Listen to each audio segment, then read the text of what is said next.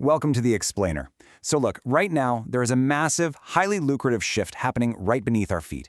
We are moving far away from the era of just chatting with generic web interfaces, where we basically just ask a bot to write passive-aggressive emails for us, and we're entering the era of personal AI infrastructure. It's a thrilling, rapidly evolving space for sure, but it is also full of hidden traps that can absolutely crush your real-world productivity if you aren't incredibly careful. We're going to break down exactly how to build a system that works for you rather than you working for it. Let's get right into it.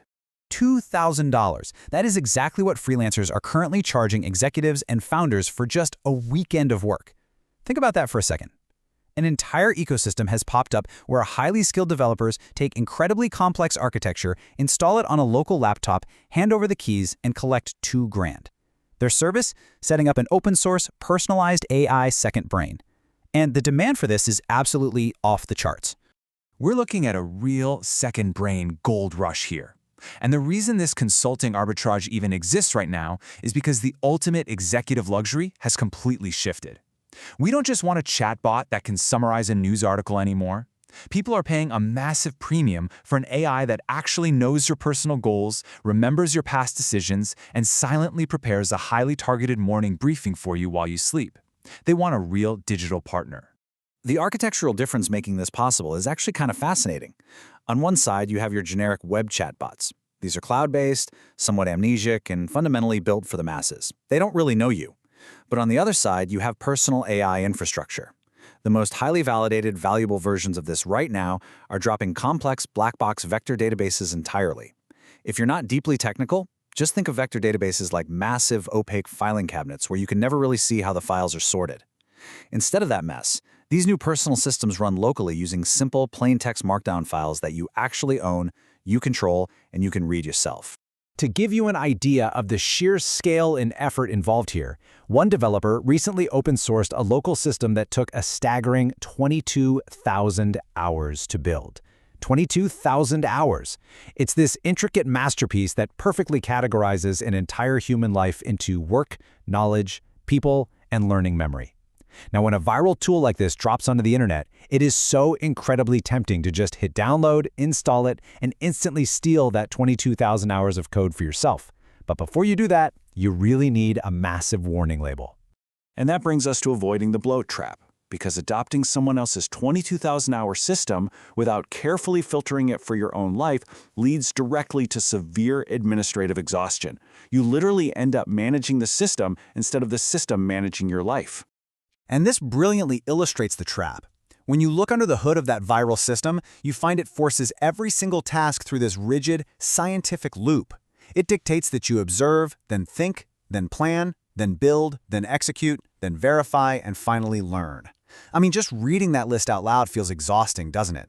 Imagine forcing your brain to process every simple daily task through that rigorous mathematical framework just to get through your morning. And you guys, it gets heavier. To even use that 7-step loop, the system demands what it calls an ideal state artifact.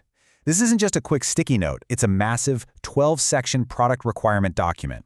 You are literally forced to sit down and define exact test strategies and verification criteria before the AI is even allowed to start working. Yes, this level of strictness mathematically prevents the AI from hallucinating or making mistakes, but at what cost to your human energy? Imagine doing this just to draft a simple project outline or write a quick memo. The friction is just unbearable. Look, if you're an executive, a developer, or a creative trying to rapidly prototype a new idea, this heavy bureaucracy is a total disaster. There's this incredibly powerful process that many are starting to call vibe coding, the messy, intuitive process of just building things on the fly, experimenting, and letting momentum guide you. The second you have to stop that natural flow and fill out a 12-section document just to get the AI to help you brainstorm, you have instantly killed all of your momentum. Administrative bloat is the absolute enemy of intuitive creation.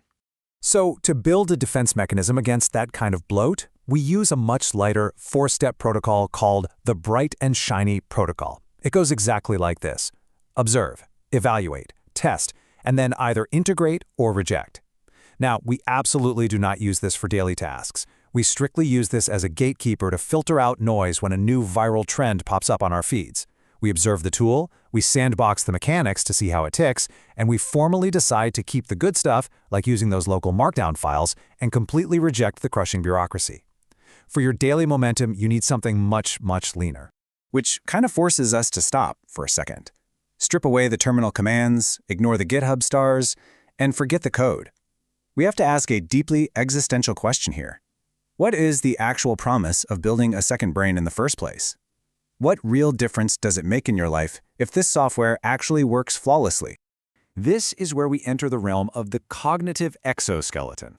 This is where we shift away from being endlessly fascinated by the technology itself, and we return to a truly human-centric philosophy. Because AI tools, no matter how incredibly advanced they get, are ultimately meaningless if they don't actually elevate the human experience. The harsh reality is that most of these complex, bureaucratic personal systems completely fail because their creators track the absolute wrong benchmarks. They measure success with vanity metrics. They ask, how many notes did I take today? Or, look how complex my tagging algorithm is. Tracking those metrics just creates a beautiful junkyard. It's pure noise masquerading as productivity. You might feel super busy, but you aren't actually moving forward. So the crucial point is this concept.